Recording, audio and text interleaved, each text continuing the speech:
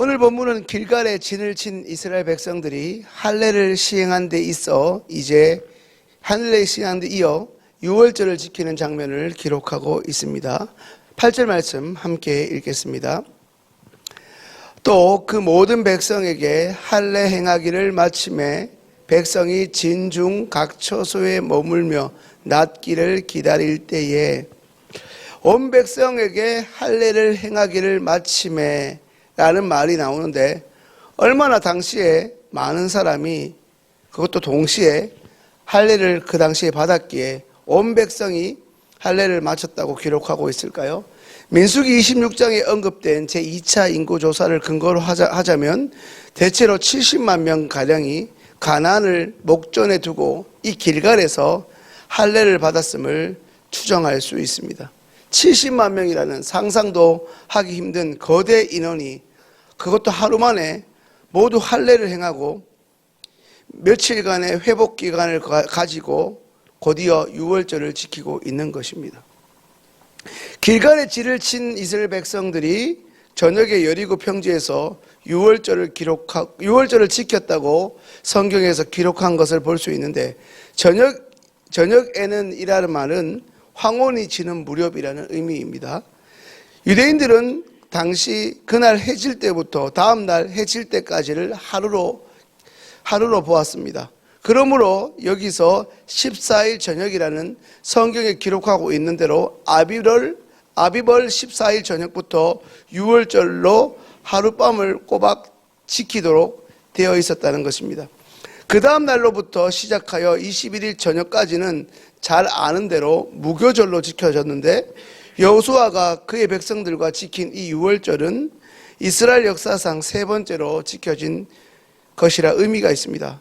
아시는 대로 첫 번째 유월절은 출애굽 12장에 언급된 것처럼 출애굽 직전에 지켰고 두 번째 유월절은 민수기 9장에서 기록하고 있는 바처럼 시내 광야에서 지켰습니다. 이제 할례에 이어 약 40년간 끊어졌던 이스라엘의 매우 중요한 절기였던 이 유월절이 지도자 여호수아에 의해 무려 38년 만에 다시금 회복되어서 하나님께 온 백성과 함께 드려졌음을 오늘 본문을 통해 살펴볼 수 있습니다. 오늘 본문을 통해 발견할 수 있는 흥미로운 것은 이 유월절 이튿날에 그 땅의 소산물을 비로소 이스라엘 백성들이 먹게 되었다는 사실입니다. 여호수아 3장 15절 말씀 함께 읽겠습니다. 요단이 곡식 거두는 시기에는 항상 언덕에 넘쳤더라. 궤를 맨 자들이 요단에 이르며 궤를 맨 제사장들의 발이 물가에 잠기자. 이 본문을 두고 학자들의 견해가 조금씩 다르긴 하지만 이스라엘 백성이 이 요단강을 건너 길갈에 이른 시기가 보리 추수기임을 살펴볼 때 이 당시 이스라엘 백성이 먹었던 그 땅의 소산은 할례를 행했던 길갈 들판에서 자라고 있던 보리라고 해석하는 것이 더 타당하다는 의견입니다. 38년 동안 광야 생활을 하면서 하늘에서 내려주는 만나와 메추라기를 통해 그동안 끼니를 해결하던 출애굽 백성들이 유월절 이튿날에 그 땅에서 나는 소산물을 먹은 다음 날 그들의 양식으로 먹었던 하늘의 양식이 그쳤습니다. 성도님들 왜 그럴까요? 사람이 땅의 소산을 먹게 된 이스라엘 백성에게 더 이상 이제 하늘의 양식이 필요 없었기 때문입니다.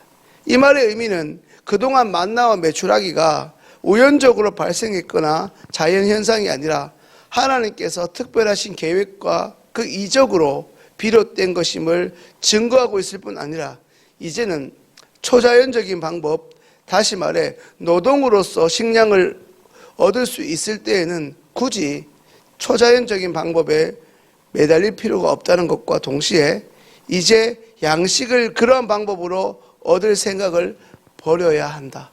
이제는 다른 시대가 열리었다는 것입니다.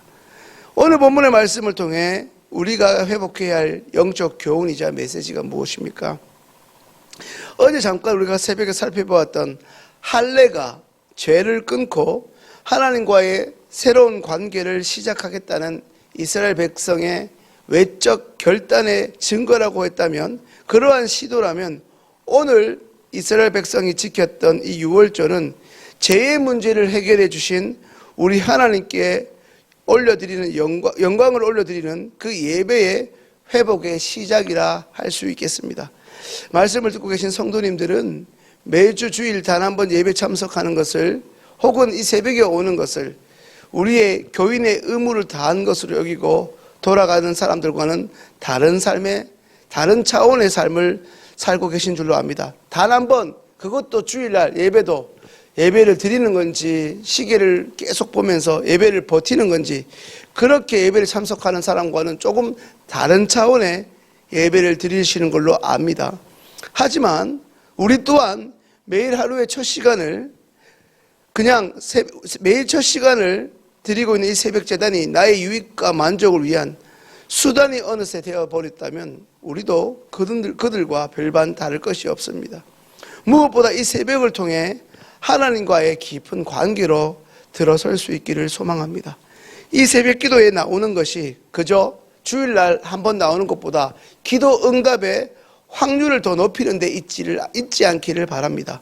또한 이 새벽을 비롯한 기도를 통해 만나와 매출하기만 바라는 그 신앙에서 벗어나 이제 우리의 매일의 일상의 삶을 하나님 말씀을 지키며 균형적으로 살아가는, 하늘 양식만 바라볼 것이 아니라 우리의 성실함을 통해 일상의 소산물을 먹어가는 그 균형을 잡아가는 건강한 신앙인들 될 수 있기를 소망합니다. 이처럼 이전까지 주어졌던 만나와 메추라기는 하나님의 섭리와 구원 계획에 따른 특별한 하나님의 방법과 특별한 하나님의 공급입니다.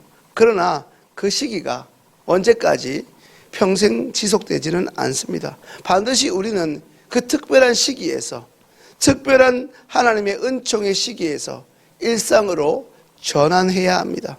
마치 이것은 우리가 초신자일 때는 조금만 기도해도, 기도하려고 마음만 먹고 생각만 했을 뿐이었는데 응답이 바로 되었거나 응답이 굉장히 빠른 것을 경험했던 시기가 있었을 겁니다. 그런데 어느 순간 초신자를 지나 이제 신앙이 좀 더 성숙해지고 장성한 신앙으로 바뀌어져 갔을 때는 이제 특별한 은혜보다 때로는 잔잔해 보이고 때로는 밋밋해 보이는 소위 일반 은혜로 전환했음을 인식하고 지나치게 눈에 보이는 현상과 상황과 감정에 반응하는 것을 멈추어야 하는 것입니다.